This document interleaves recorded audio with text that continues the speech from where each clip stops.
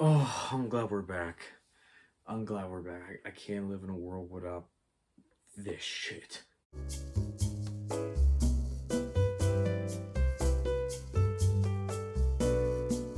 What's up, my little shitters? My name is Sebastián and we'll go to another episode of Seba Reviews.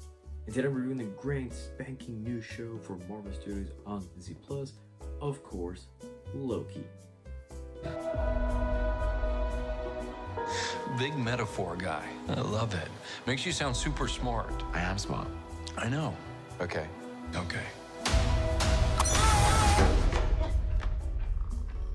And man, this year so far has been great with Marvel stuff. I mean, even the shows already out of the gate. I mean, this is the beginning of the year from WandaVision, and then we continued on with Falcon Winter Soldier, which, by the way, I knew I kind of did one review, and then I was like, I'll keep reviewing them, and I didn't do them. I'll say right now, the show was good. I'll say overall it was a good show. I didn't think it was an incredible show. I think it was really, really good. There's some great stuff, and I didn't feel completely in love with it, but I really, really dig the show. I really, really like it. I kind of would give it maybe like an 8, maybe, or maybe close around there, 7.5, around 8 or something. But I really, really like the show. I really love a lot of stuff. So overall, great show. And it's interesting what they're doing with these shows, how they're just, the expanding of the characters that we see in movies, and we kind of like them, but we don't maybe know that much about these characters, or we want to know more about them, or see them in their own stories. And it's great that what they're doing so far. I mean, WandaVision, that's the one I was like, it started off great, but the second half is just, it's just like, if you want to see my reviews on them, go check them out. I'll speak up there in detail.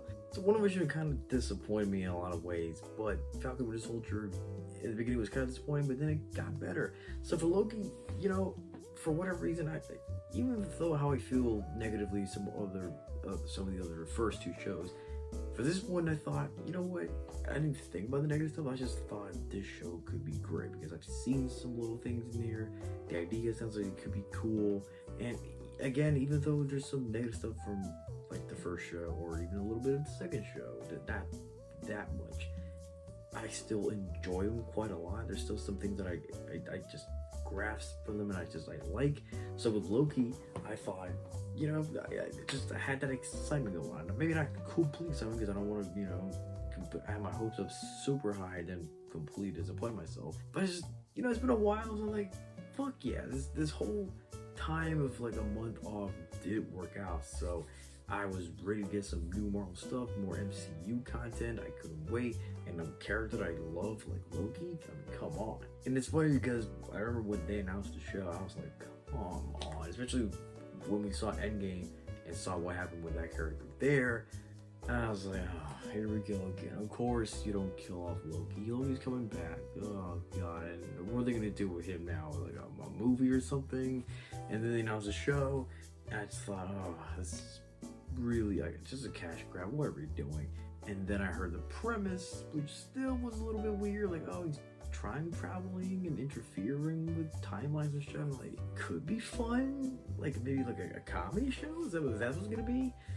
I was like, I don't know about this. But then I keep hearing a little bit more about the show and how it's being done and how it looks, and I got pretty interested. It is interesting also, sorry about the redundancy there. It's interesting because it's a show that I wasn't completely super excited for this year. I was like, fuck yeah, I can't wait for Loki. I guess I was more excited for maybe Falcon Winter Soldier, but Loki's one of those shows I kept forgetting. I put it back in my head, but I knew I wanted to watch it at some point. And so when we're finally getting to this point, it's not a show I was like, I can't wait for Loki. It's just like, I want to watch Loki, but I'm not dying to watch it. But finally this week it came out, and I just like, you know what? It's been a while since we got MCU stuff, and I want to know what they're gonna do with this character, how they're gonna expand the MCU. I cannot wait, and I got more excited after like the episode came out because like people were talking about like theories and people talking about some memes from the show. I tried to stay away from it. I don't know what was going on. I just knew that people were kind of eating it up and loving it. So that made me excited. So I was like, okay, let's get to it. I want to jump into it, and I want to see what is going on with the show? What are people talking about? So before we continue, spoiler alert, I'm just going to talk about the whole episode. I mean, I'm not going to cover from the beginning to end, but I will cover some things that I like, some things maybe I did not like, some big plot points in here in the story. So be aware if you did not see the show and don't want to be spoiled, watch the show first and then go back and watch the review here. But if you've not watched the show and you don't care about spoilers, then you're welcome to stay. Let's get to it, man, because I thought, this episode was damn so good. I'm gonna say right now, I love this. I love it from beginning to end. I love how we started from Endgame, which I think we saw. I think was it the trailer, because I already seen this little scene. I wrote it was advertised. So I think it was at the trailer, right? If I'm not mistaken. But I love how we get into that scene from Endgame and how it sets up for the rest of the show. And we finally see what happened to Loki, like where it actually ended up. He went in like Mongolia, and that one part of Mongolia still looked great. The cinematography was amazing. Just you can tell they're in green screen. That's the only part of the entire episode where you can tell they're not on a set. They're just in green screen. But still, it didn't look terrible. It's just very visible. You notice that. But it still looked pretty cool. And that's, just Loki being Loki, just trying to, rule over these people. And then we're introduced to TVA, the Time Variant Authority. Which already, it's weird because, again, I don't really know much about TVA. I don't really know it. I just know from, like, information that they just put online. Like, oh, what is TVA? What are they about?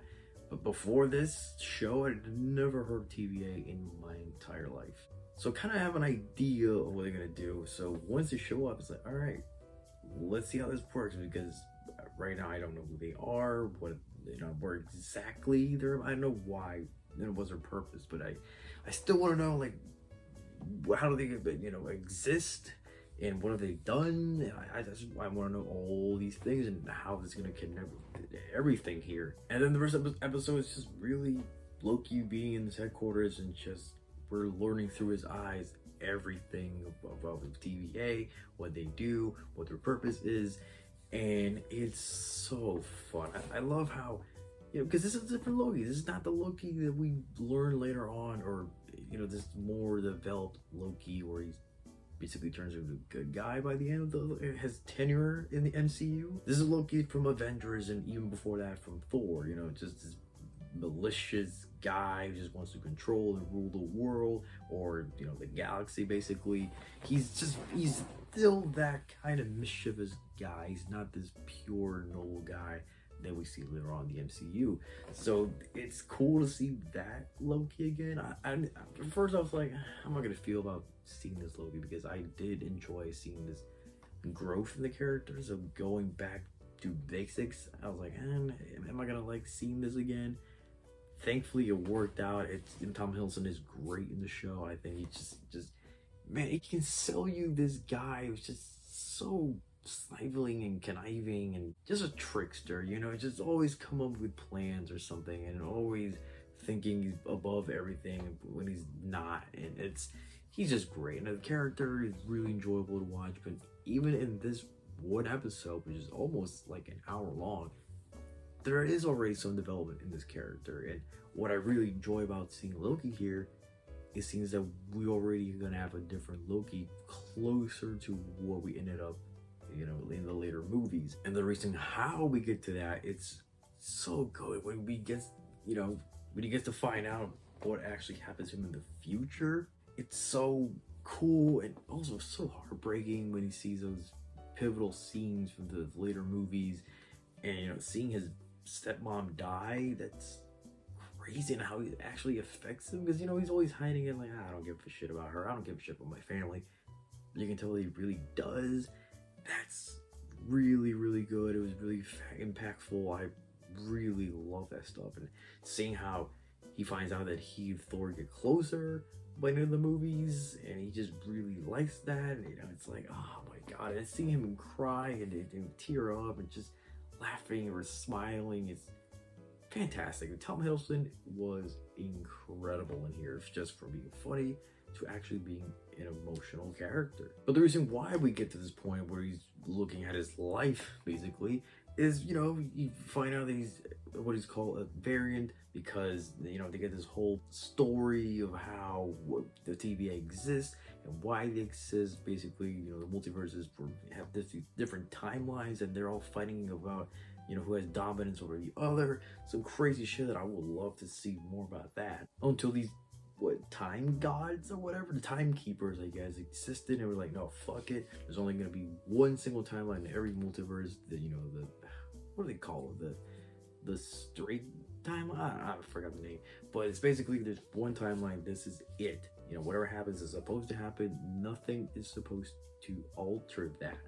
And so Loki's one of those people that can alter the timeline. They jump from where they're supposed to be at, and so, you know, the TVA is supposed to keep these people in check and make sure they do not affect the timeline, because this is it. Nothing is supposed to change it. I guess basically if you're guilty of your crimes, I guess you're reset, which we still don't know exactly what reset means, but I guess reset is like you're gone, and we're gonna continue on from this point forward. You know, this person will do what they're supposed to do in the timeline, so this variant won't exist anymore, I guess. But it's also weird because in one scene there's this one other variant guy and the guard got pissed at him and wiped him up away. So that also question, and this is where time travels in movies and TV shows gets complicated, because if this guard just killed this guy or whatever, wiped him from existence, I guess did he do him a favor, or did he do TVA a favor for wiping this guy out who's not even supposed to even exist? Or does that affect the timeline somehow? We don't know. It's weird.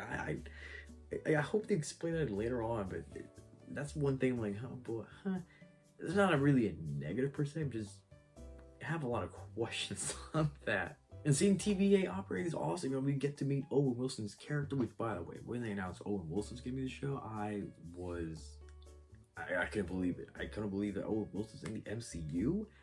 I love Owen Wilson. Sometimes he can be, you know, like, I don't really like him in these stuff. He can be a little bit overbearing a little bit, but other stuff, he's great. He's enjoyable to watch. He's just very likable. So him being in the MCU and having a different look than we've ever seen him is awesome. So, and I will say he is fantastic in the show. He's amazing. He's funny. He's very likable. He's enjoyable to watch. But he's also kind of smart, and maybe not that smart because he kind of fucked up a bit here and there in this episode.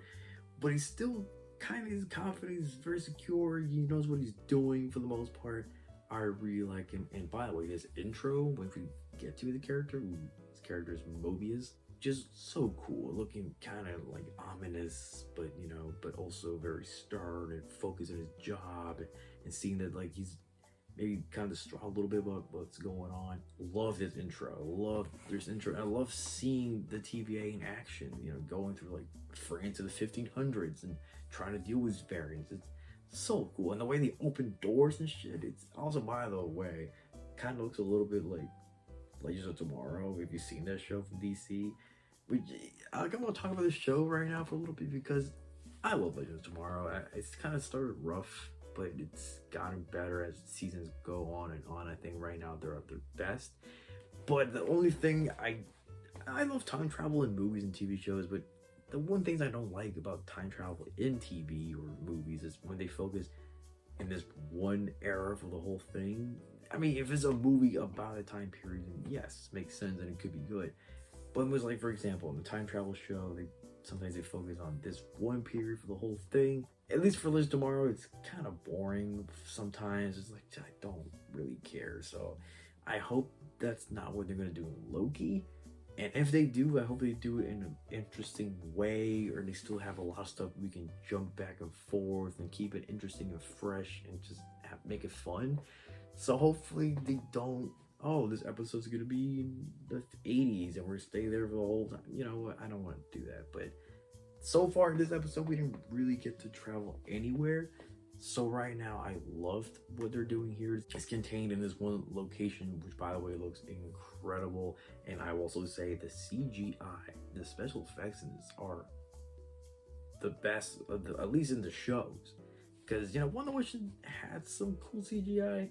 Falcon Winter Soldier had some here and there, but they're not really about the CG, but they're not the best.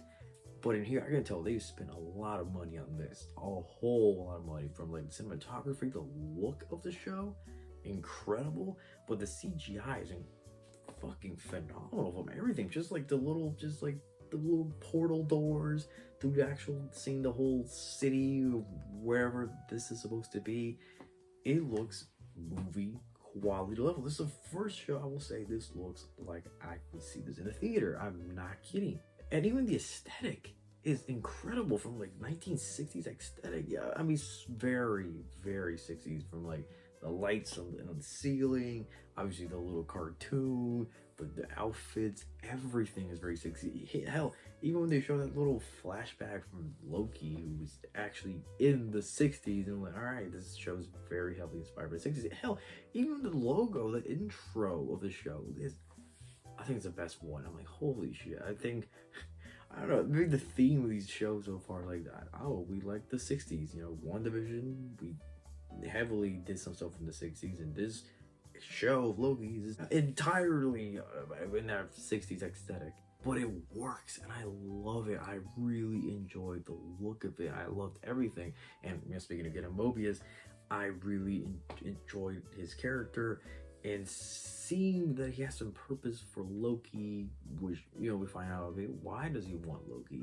You know, because we kind of had this cool little subplot of, oh, this is Time's serial killer who's going around through different timelines and killing the Minutemen, which, you know, they're the people that, I guess, the enforcers of the TVA. And we find out that this serial killer is Loki, which, again, we don't know why, whose Loki is crazy. But it makes sense that, oh, the best one to stop Loki is Loki himself. So that's kind of cool. It's very clever. It's very, you know, I'm intrigued as to what this means. Like, where does this Loki come from? Huh. Speaking of that Loki flashback, I kind of got confused at one part, because I was like, wait, does Guardians travel through time? I got confused there for a little bit. But I guess rewatching it, I guess from what I understood, it's, I guess, you know, Asgardians live a long time. So maybe because Loki says, oh, this is when I was younger, you know, I was stupid. So maybe he meant they were young in a way, but it's still Tom Hiddleston's body, which is cool. But then I'm thinking, like, wait, so I haven't seen Thor, the first Thor, in a long time. So I was thinking, like, wait, isn't that their first time they go to Earth? I guess not. Or again, I haven't seen Thor in a long time, so I can't really speak more on that. But still, cool to see him just be an asshole and threatening a plane and to blow it up and shit. Like, God, the only Loki would do shit like that. It's funny, and especially why he did it, because he lost a bet to Thor and Heimdall. That's fun. I really like that stuff. And just, again, Loki here is amazing. You're seeing this growth in one episode from just being this mischievous guy that we know and love, and grow and just see and just be honest to himself. Because one of the big things in this episode is he finally admits that, actually, no, I don't like killing people. I don't enjoy it.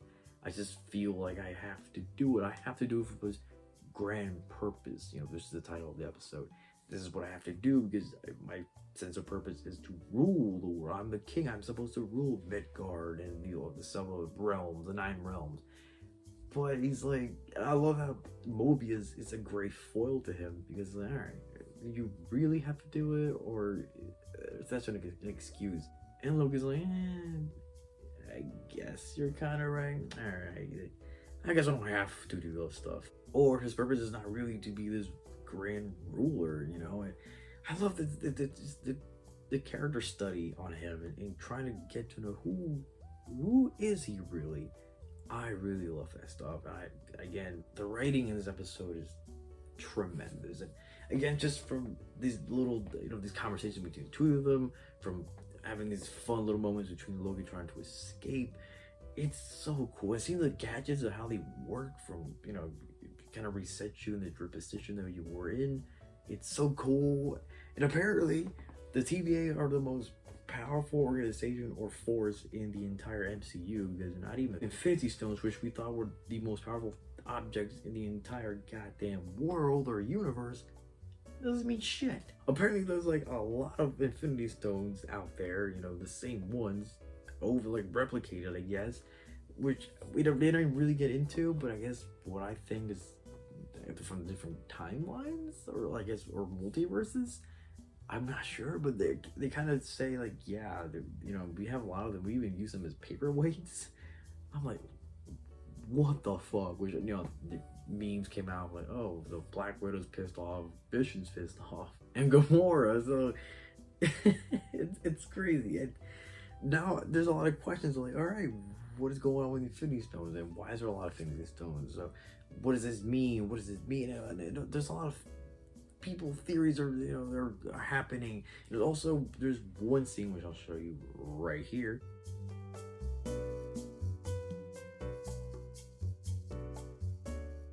Which people are saying is that Peggy Carter back there, and I guess also a friend of mine said like, oh, maybe the guard is Steve Rogers, because like it kind of would make sense by the end of Endgame, which I maybe not supposed to happen. I don't know. And they also explain like, wait a minute, Avengers changed time. Why aren't they here at TVA? But apparently what they did was supposed to happen, which, you know, is very convenient, but that's cool. But all right, it's supposed to happen. I'll go along with it. But maybe Peggy being there is like, whatever happened at the end is not really, whatever Steve did is not really supposed to happen. I don't know. That sounds like it's cool to think that whatever happened in that scene could also be the middle of a scene of maybe her own show later on, which, you know, she had her own show, but yeah, it was ABC. Nah, maybe this one is the better one. Maybe more connected to MCU. I don't know, but it's interesting. I don't know if they will ever get into that, or we get clarification or confirmation on that. But I think it's cool because it looks like her. But yeah, everything was awesome. I also love this show's a little bit more mature, even with this dialogue, with how people speak. I mean, Falcon Winter Soldier was also pretty mature for a lot of things. We know what we're talking about.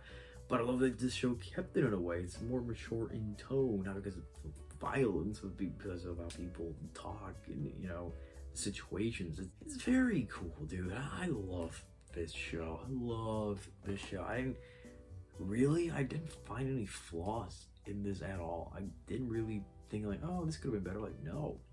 The visuals are fantastic. The CGI is amazing. The acting is incredible. I love the characters. I can't wait to see more about the characters. I can't wait to see what's going to happen next. I am really looking forward to this. So I hope, I don't know how many episodes there are in it. I kind of don't want to find out. I just want to just go along with it and see how it goes. But so far, this episode kind of beat the rest of the shows. Again, it's just 51 minutes. I thought this show was just incredible. I loved it. I mean, it's a 10 out of 10, man. It's a 10 out of 10. I love this, at least this episode, and hopefully it keeps on going. It's also making me excited for Doctor Strange 2, which I think the showrunner, I think is, what is his name, William Ward, or Michael Ward, sorry, is the one I think who wrote Doctor Strange 2, if I'm not mistaken. So that is cool. And also they say that this show's the biggest show, I guess so far, because this will change the future of the MCU. You know, this is a big one. It's a pivotal one. So it's awesome. So this dude, you know, he has a good touch of these characters and great writing and good development and good expansion and good way of setting up a story and the world.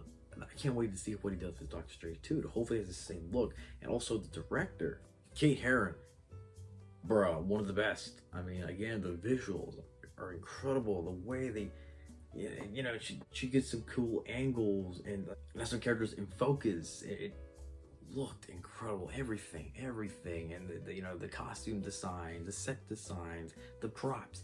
Everything here is incredible. It's a 10 out of 10. I love this show and I cannot wait for more. But let me ask you guys, what do you think of Loki episode 1, The Grand Purpose? Did you like the show? Did you not like the show? Did you think it could have been better? What did you like? What didn't you like? Let me know in the comments. And what are some of your theories of what's going to happen in the show?